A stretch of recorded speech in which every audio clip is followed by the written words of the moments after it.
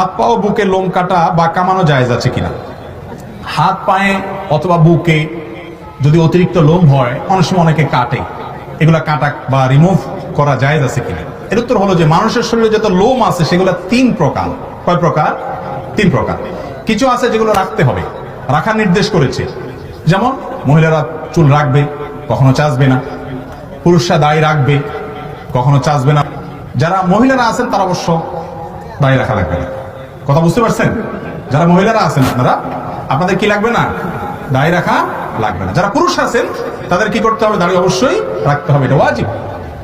তাহলে পশম কিছু আছে যেগুলো রাখতে হয়, সেগুলো রাখতে হবে, কাটা বা ছাটা যাবে না।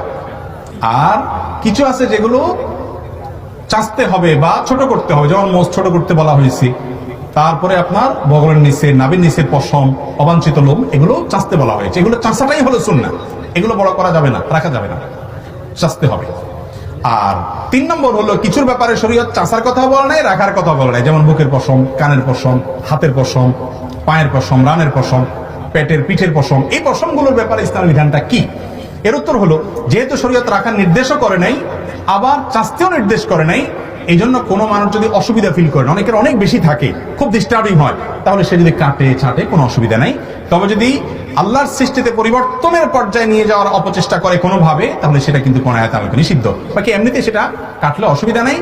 রদ্দুল মুখতার বা ফতোয়া স্বামীর মাসআলা অনুযায়ী আদবের খেলাফ, এটা নিয়মের খেলাফ, না করা ভালো এই টাইপের আর কি। কিন্তু কেউ করে তাহলে সে গুনাহগার হবে না। বিশেষ করে সৃষ্টির পরিবর্তন লেভেলের তো যেন না যায়, সেদিকটা খেয়াল করতে হবে। অসুবিধা হলে সহজ কথা হলো কাটতে পারবেন সেগুলা।